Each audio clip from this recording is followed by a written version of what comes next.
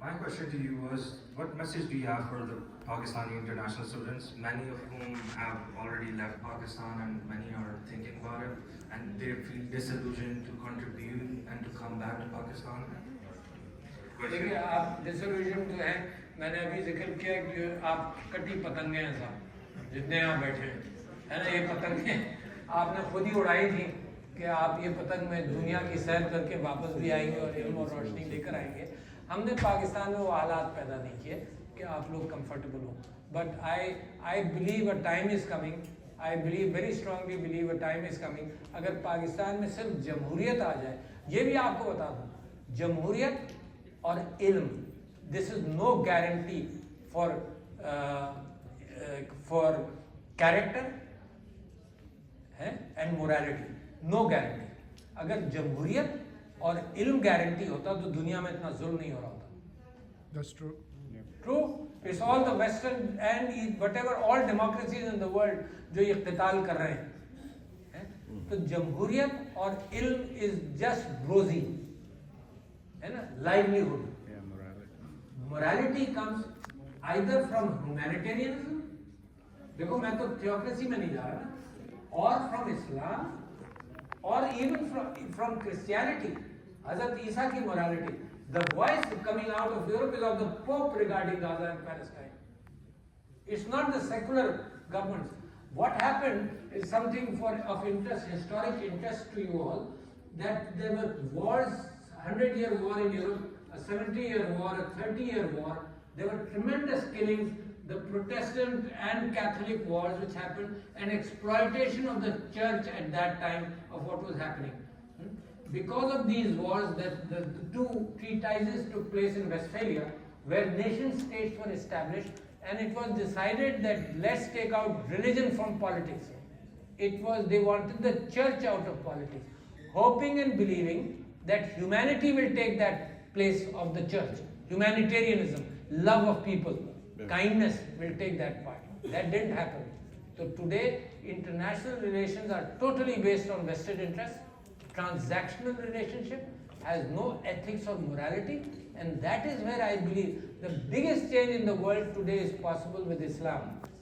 The message of Islam, the biggest change, because there is all communities of the world, all regions of the world are being exploited by even capitalism, you know, with the tremendous poverty around and 1% of the world's wealth in 1% people and 99% don't have that wealth. So I believe that the change which we thought will start happening with Imran Khan, with just Mahathir Mohamad, with Erdogan, and we met Erdogan in Imran Khan and I in 2008 or 9, and he talked about, and we talked about that 5 nations of the world, Muslim nations of the world, because they are democracies, they'll bring about a change. At that time, we were hopeful of the Muslim Brotherhood getting elected in Misr. We were hopeful of Indonesia had a democracy, Malaysia had a democracy, Pakistan had a democracy, and Turkey was having Turkey had democracy. So these 5 democracies will change the bring Muslim political renaissance. But my message to the students here is do what is needed of you today, learn, and there will be a right situation around the corner to serve Pakistan. Good. Inshallah. Question is, what made you decide to be president? Thank you. Thank you. Assalamu alaikum, my name is Azara, and my question is, who was your role model when you were our age? Assalamu alaikum, my name is Zainab, and my question is, what was it like growing up in Pakistan? Assalamu alaikum, my name is Mira, and my question is, how did you deal with criticism? Assalamu alaikum, my name is Sarwa. My question is, what advice would you give to Muslim girls that wants to make a difference? Fantastic. MashaAllah. Start from the last question, which question which I will remember, and please remind me what were the early questions. The Muslim girl has a great place in society. I believe Samina Alvi, my wife, worked for women empowerment in Pakistan. The misery of Pakistan is that the women are not given inheritance. Despite the fact that Huzur Akram Sallallahu Alaihi Wasallam, he changed the world's attitude. Allah Subhanahu wa Ta'ala gave the message that women deserve inheritance.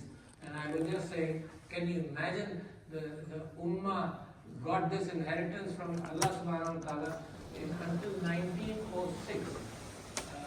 And the more you read about him, the more you read about him, you will spend your lifetime reading about him. You can spend your lifetime, the vision. You see, Chota Sa for example, I am so impressed by his personality that one day in a group of Sahaba, he said maybe the ayat of Quran came at the same time that Allah needs your help. So Allah ko madad ki zarurat hai. So the Sahaba was surprised. I don't know whether the ayah came before or the ayah came afterwards. But the Sahaba was surprised. Allah needs help. And the Prophet said, yes, Allah needs help. One of the Sahaba from the back of the room came up to him and said, may I hold your hand, Ya Muhammad sallallahu alaihi wasallam? And imagine his hand was in the Prophet's hand. And he said, please tell me now, does Allah need help? And the Prophet said, Allah needs help. He says, thank you. He goes home. Imagine the greatness of a communicator, how big a communicator he must have been. He goes to his house, which is in the middle of an orchard, and he shouts to his wife, and wives, be careful here. He shouts to his wife, he says, calls to his wife and says, come out, we have given this to Allah. We have given this as a loan to Allah subhanahu wa ta'ala. And the remarkable wife shouted to the servants, okay, come out, this property has been given as a loan to Allah. Remarkable, you know. How big an inspiration must the Prophet have been? Can you imagine? Sitting in front of him, and his words become so important that Usman gives half his wealth, and then a poor Sahabi goes to, let me stop it. Poor Sahabi goes to him and he says, all this Jannah is for the rich people who give charity. What about me? Will I not go to Jannah? The Prophet said, what do you do? He said, I'm a laborer, a poor laborer. He said, come tomorrow. And he said that bring whatever you earned. So whatever he brought, the Prophet took out a date from his, and he said, go give this to charity, and the Jannah is also yours. Remarkable. Thank you very much. And one last question. Yes, one more. My name is Masood Khan. We have talked about a lot of things, but let's come back to the elephant in the room. Imran Khan, you talked about negotiations and you believe that these generals will go with the negotiations, they only listen to them. Believe me, for 70 years we have seen these generals only negotiate on their own terms.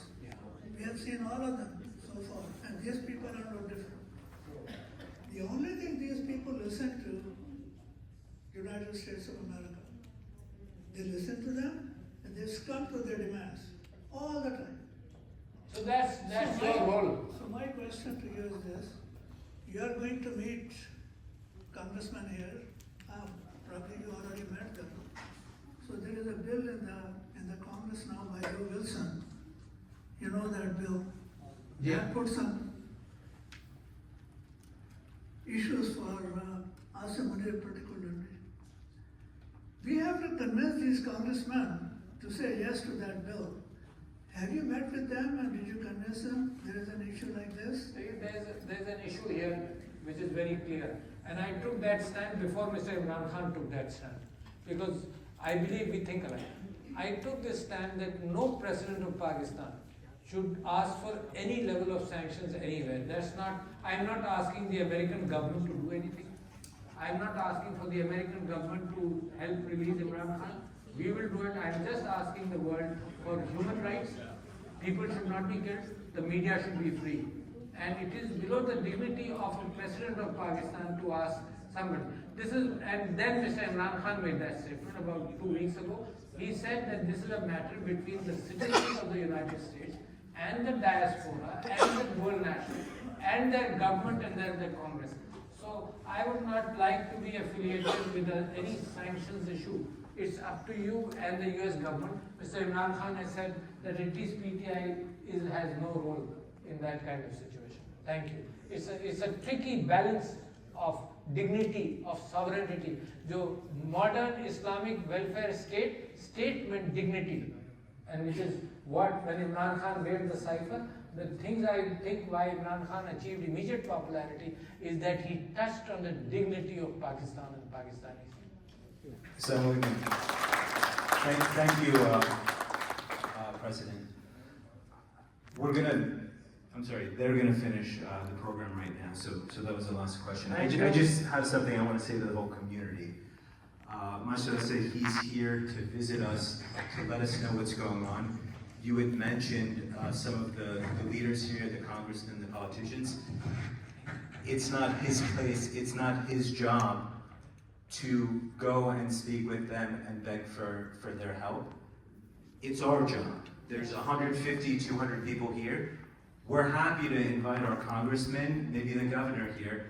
If 150, 200 people came out to see him, will you guys come back if we invite our politicians? And just like Israel, just like they demand for every little thing that we need to, America needs to go and get involved and fix their problems and give them money and support them. Can we do the same thing? Can we ask that all of ourselves and our family and our relatives, we will invite them. Can you all come as well? Can we make a deal that we'll do that for our president who's come out? Thank you. And with that, Assalamu alaikum. I'd like everybody to give one more round of applause for Mr. President.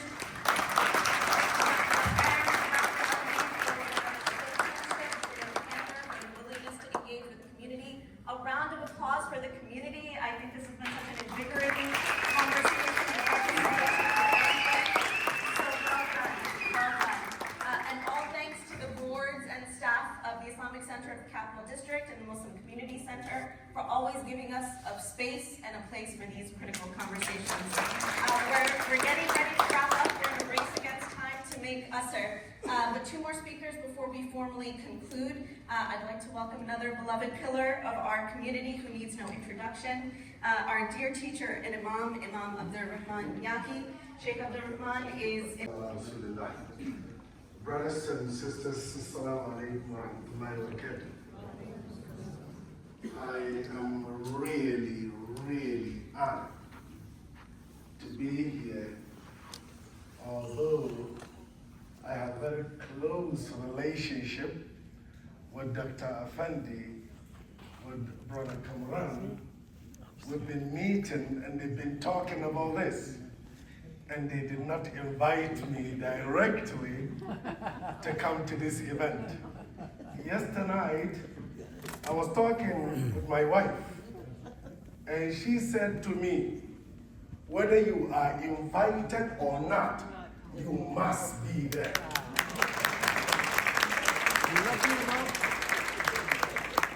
And I would like to say this. Whilst our president was speaking, I forgot. I usually would come with note. I forgot, and I asked the executive to get me a piece of paper. And I would like quickly to share with you, I know we don't have time. He had mentioned something that which I believe we must learn. This is a man who has been there as a president. And believe me or not, when you are in that position, Allah, only Allah knows what you're going through. We, the populace, the community, do not know what they are going through with their fathers. So I would like, and he mentioned, he said, I'll be going back home. And he mentioned something, and I don't want to mention it. I am going back to home, and I don't know what will happen. Let me put it that way. So we are going to recite Fatiha. Fatiha is there because Quran beginning is dua, the end is dua. Beginning Fatiha is asking Allah for guidance. And Surah An-Nas asking Allah for protection. And we're going to read it. Now let it be very clear. Being in prison is not a new thing for leaders. Perhaps going to jail, nobody wants to go to jail. It's just like nobody wants to die. But there have been men who have gone to jail and have left a legacy.